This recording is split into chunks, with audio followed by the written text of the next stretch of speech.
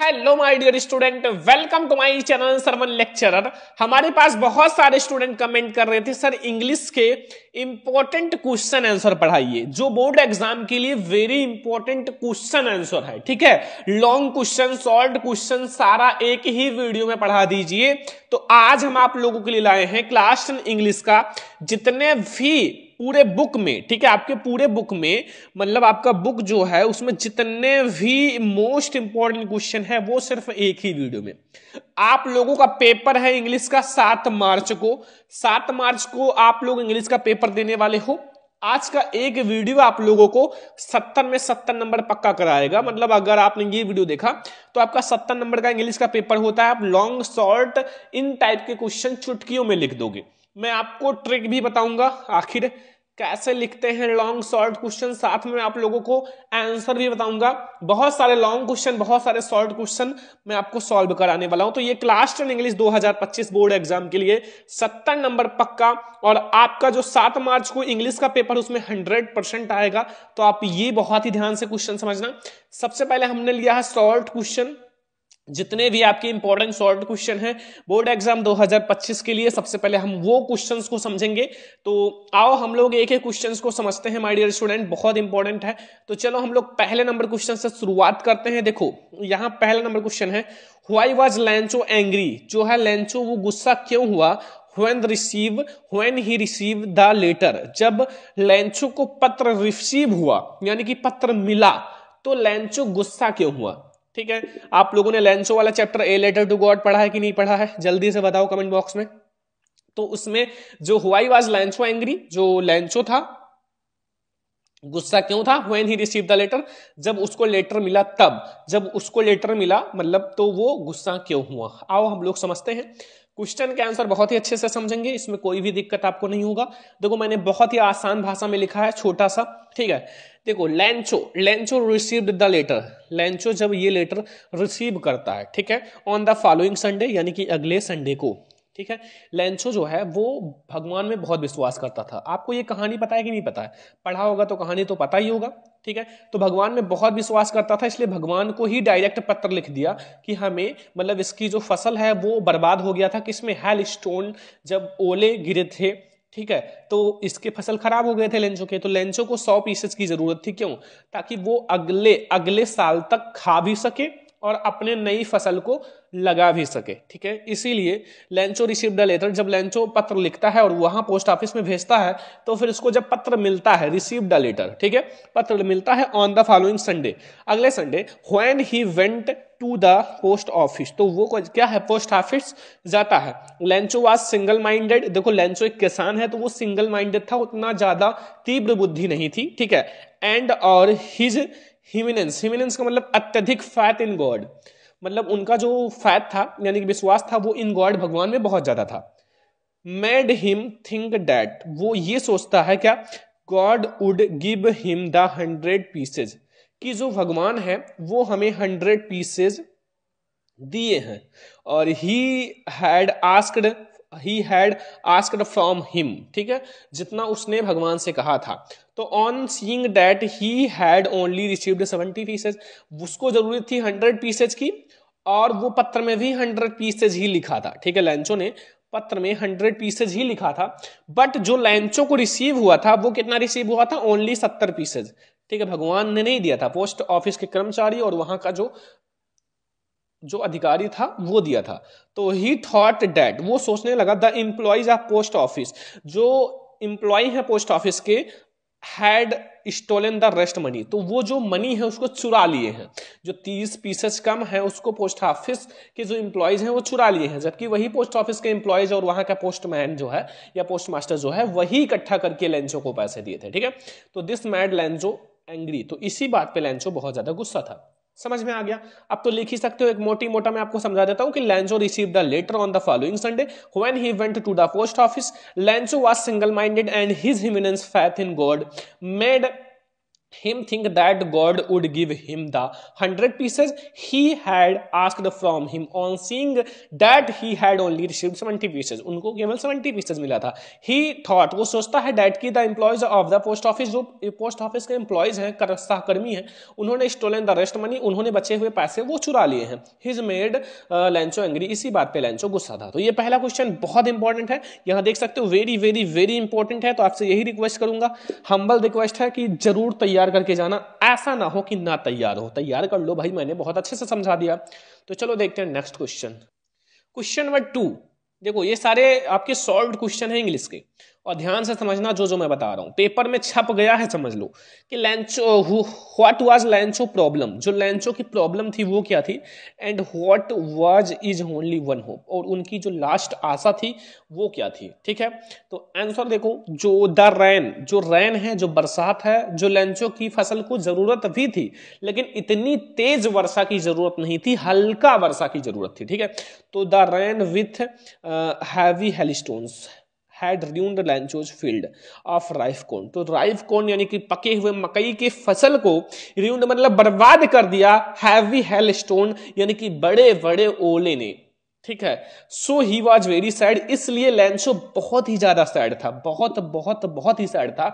और his only hope was help from God, और उसकी एक लास्ट आशा थी, वो थी कि भगवान से मदद. और वो इतना ज्यादा भगवान में फैथ था, उसको इतना ज्यादा विश्वास था कि वो डायरेक्ट लेटर भगवान को ही लिख दिया. मतलब जो लेटर लिखा वो डायरेक्ट भगवान को लिख दिया.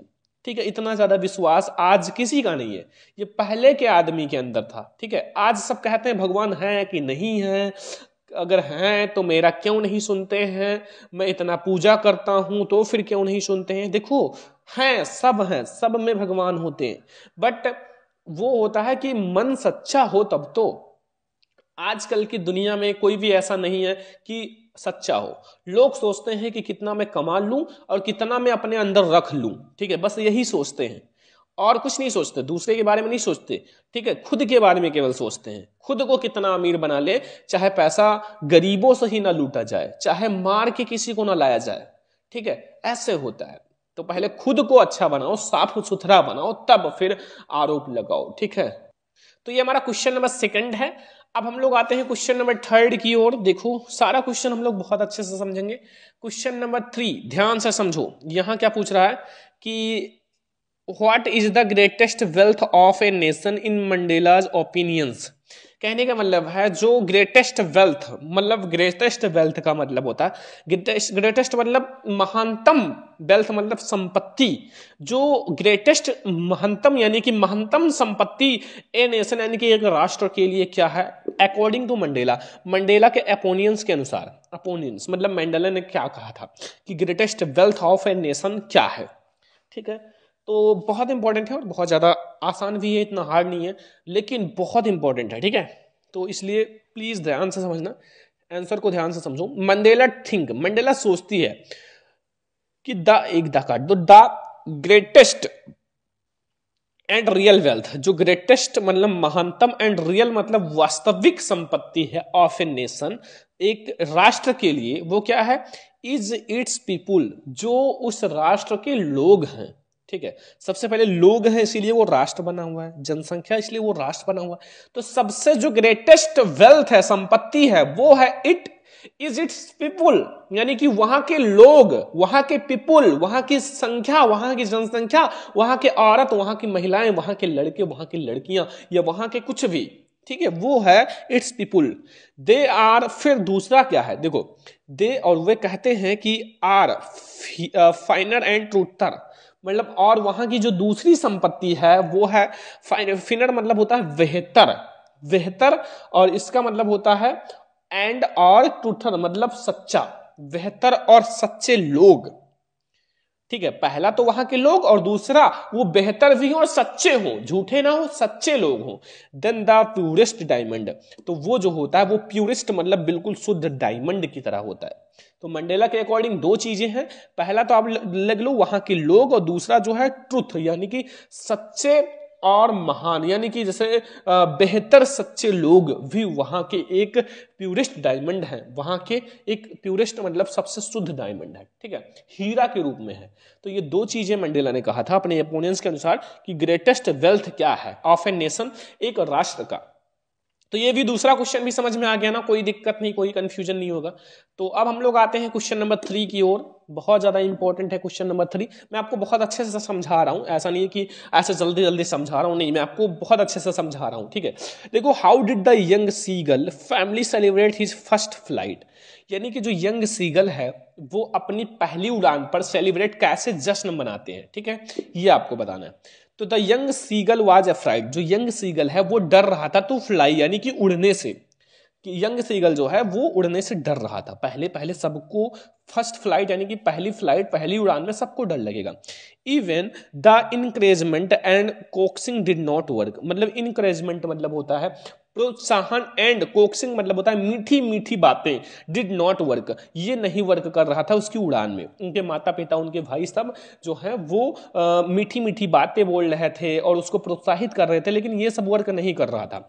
But when the seagull had first flight, तो जब यंग सीगल ने अपनी पहली उड़ान भरी और उड़ना शुरू किया, he has well as his family was happy, तो इस तरह से उसकी फैमिली जो है बहुत ज्यादा खुश हुई और रियलाइज्ड मतलब रियलाइज्ड हुआ एंड प्राउड ऑफ हिम, और रियलाइज्ड किया मतलब और उसके ऊपर गर्व महसूस कर रहे थे, to have complete his first flight, इसी तरह से उनकी जो फर्स्ट फ्लाइट है वो कंप्लीट हो गया।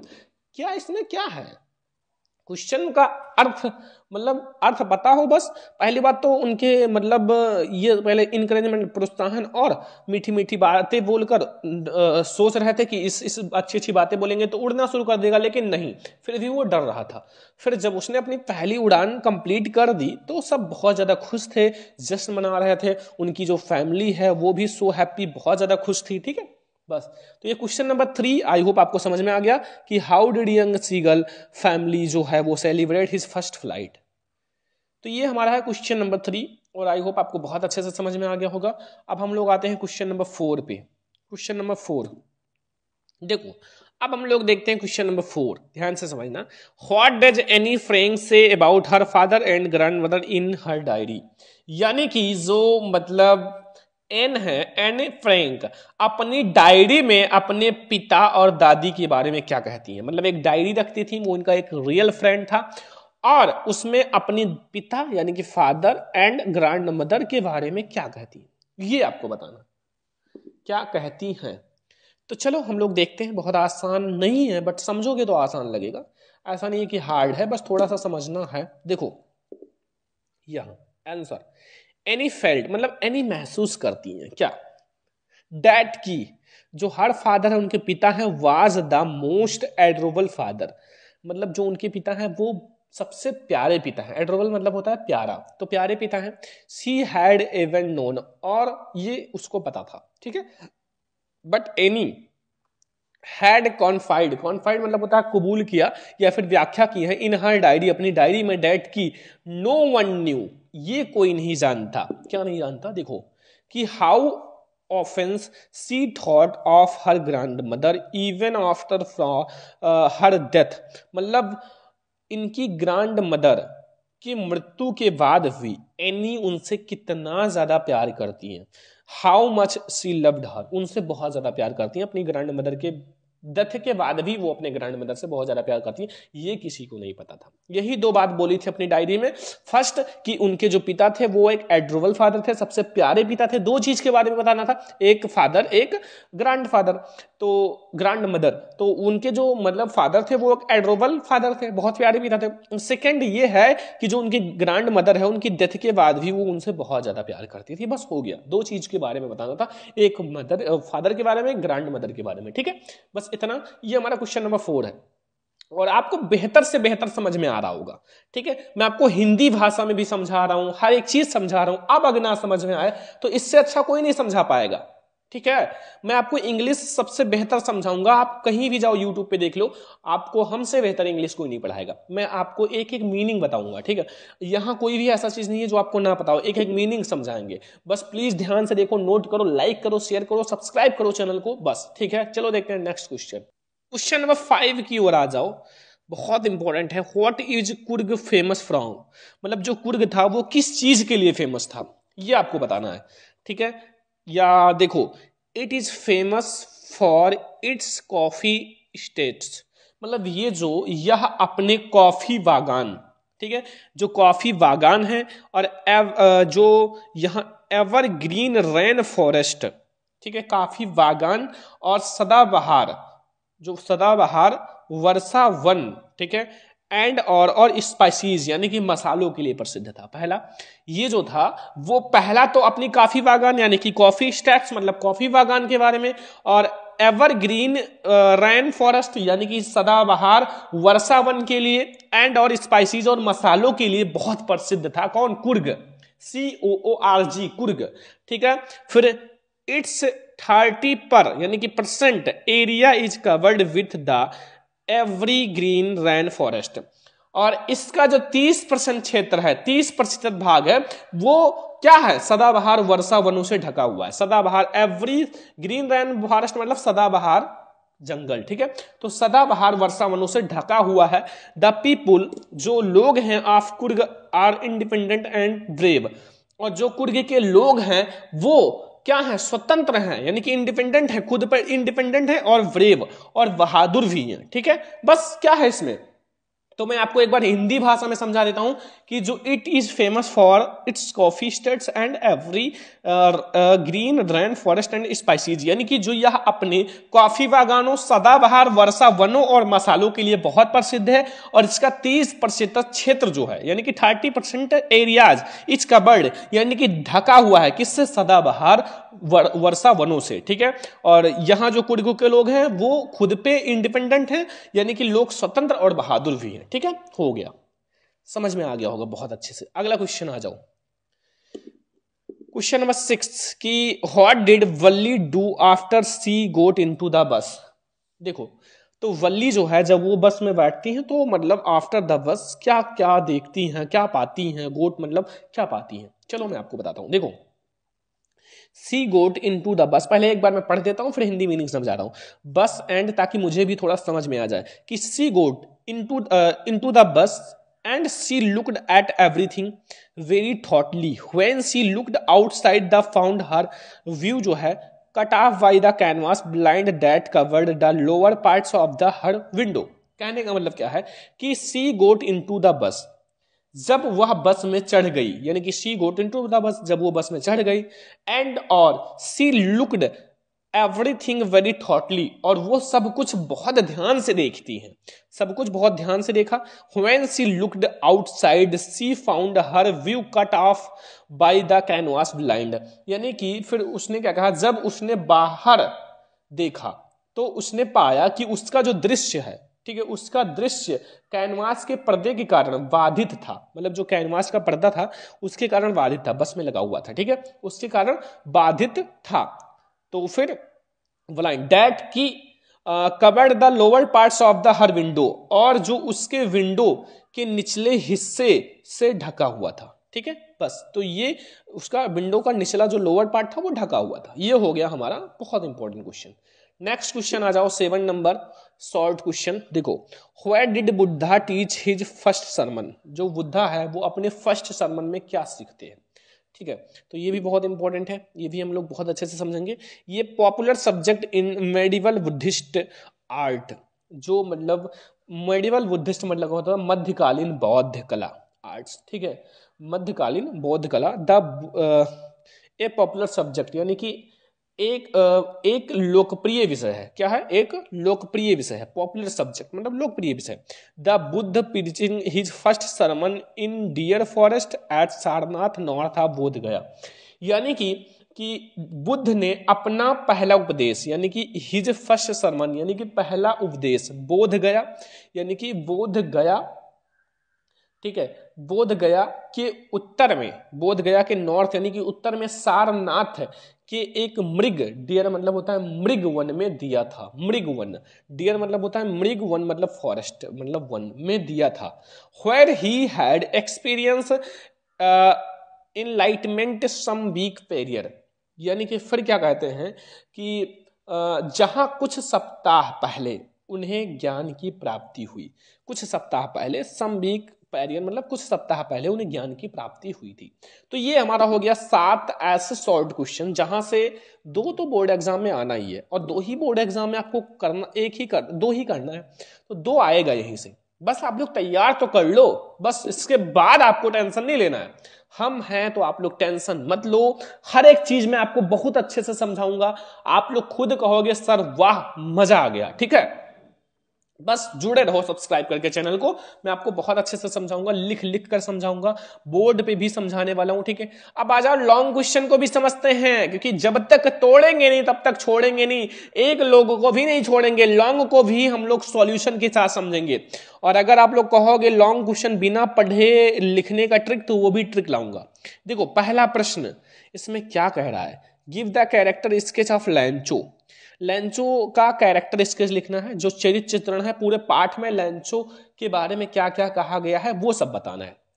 तो Lencho is main character of the story a letter to God.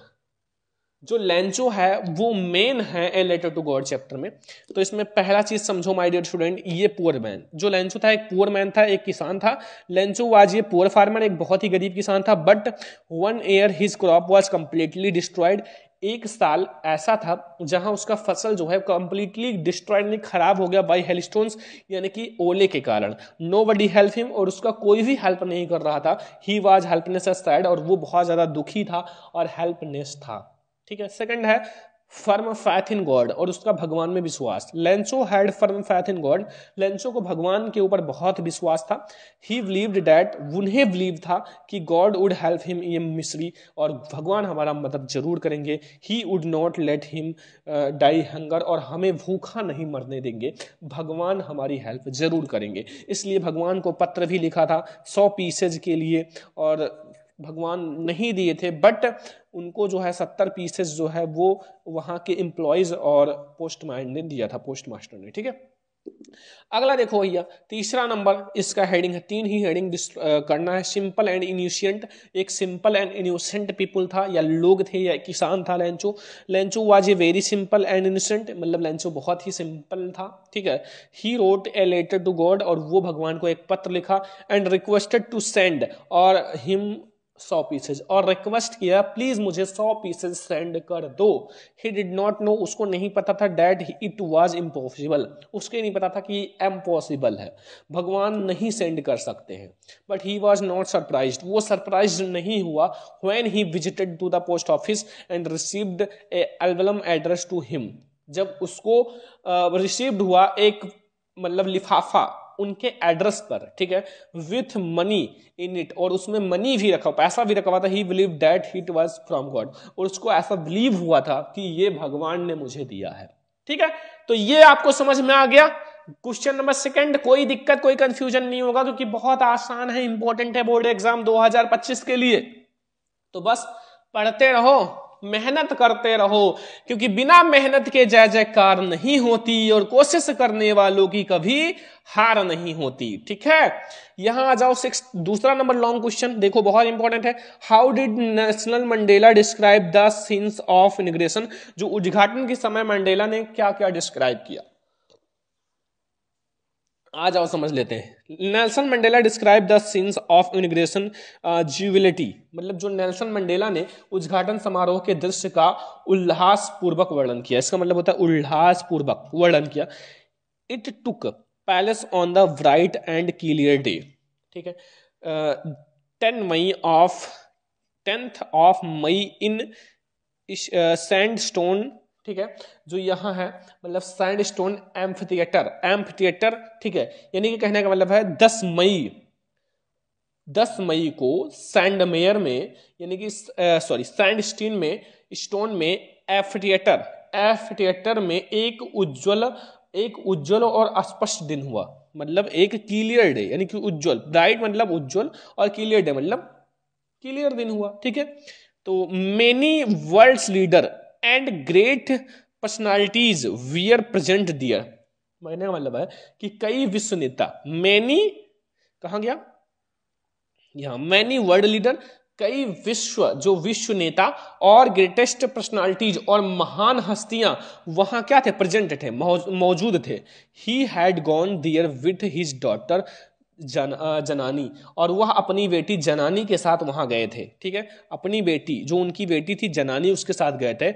Eight first Mr de Klerk was sworn in as second duty, जो ड्यूटी है प्रेसिडेंट ऑन द पोडियम, यानी कहने का मतलब है सबसे पहले श्री डी क्लर्क ने पोडियम पर तथा दूसरे उपराष्ट्रपति के रूप में शपथ ली।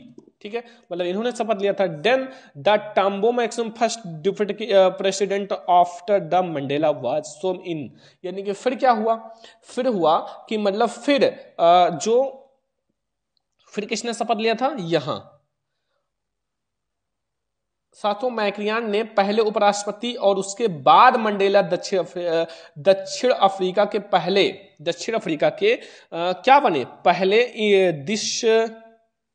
थोड़ा सा आगे बढ़ो।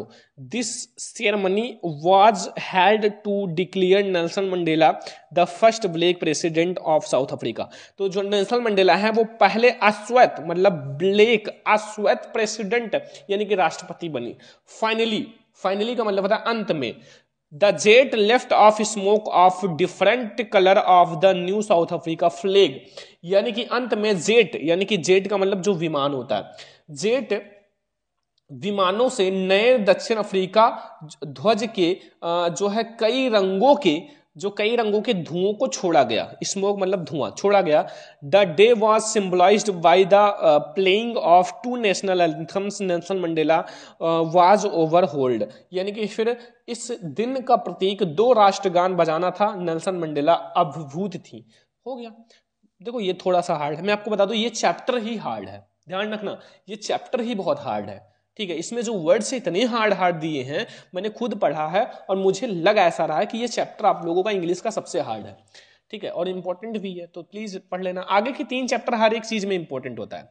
अगला question, why does Annie need to give ये with sketch about her family. जो एनी को है वो एक वृत्त स्केच देना है हर फैमिली, अपनी फैमिली के बारे में। Does she treat Kitty as a insider या आउटसाइडर, और जो किटी है, जो उनकी डायरी उसका नाम किटी है, तो वो इनसाइडर है या आउटसाइडर, मतलब अंदरूनी है या फिर outsider.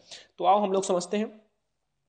Annie gave a brief sketch of her family, her life, since no one would understand, जो उसे कोई नहीं समझ पाया, a word of her stories to her diary, she were to pluck right in. She therefore wrote a brief sketch of her life, often thought she disliked doing so. और she treated Kitty as a insider, जो kitty है वो अंदरूनी है, insider है, because she called it her best friend and was ready to confide it. ठीक है, तो वो उसका एक बेस्ट फ्रेंड था, किटी जो था उसकी डायरी जो थी। और 2 क्वेश्चन अब आप लोगों को तैयार करना है भैया। पहला, what did Valli experience during her first journey of बस, जो फर्स्ट जर्नी ऑफ बस का एक्सपीरियंस है उसके बारे में एक्सप्लेन करना है। जल्दी से HW है भाई, HW है, जल्दी से तैयार करो। ठीक है, ये HW जरूर कर लिया करो जो मैं देता हूं। आज से HW भी 2 क्वेश्चन मिलेगा। Why was Kisa Gotami in so much grief, और what did she learn in end. ये दोनों प्लीज तैयार कर लेना, हाथ जोड़ के हम्बल रिक्वेस्ट है, इतना मैंने पढ़ाया है तो इतना आप भी कर लो। ठीक है, ये आज का हमारा इंग्लिश का बहुत स्पेशल वीडियो है। इस वीडियो में मैंने आपको शॉर्ट लॉन्ग सारा समझा दिया है। अब हम लोग देखेंगे ऑब्जेक्टिव और सप्लीमेंट्री और पोएट्री के इंपॉर्टेंट क्वेश्चन। तो इस वीडियो को ज्यादा से ज्यादा लाइक करना, शेयर करना, चैनल पर सब्सक्राइब भी कर लेना। हम लोग मिलेंगे नेक्स्ट इंपॉर्टेंट वीडियो में, तब तक के लिए जय हिंद।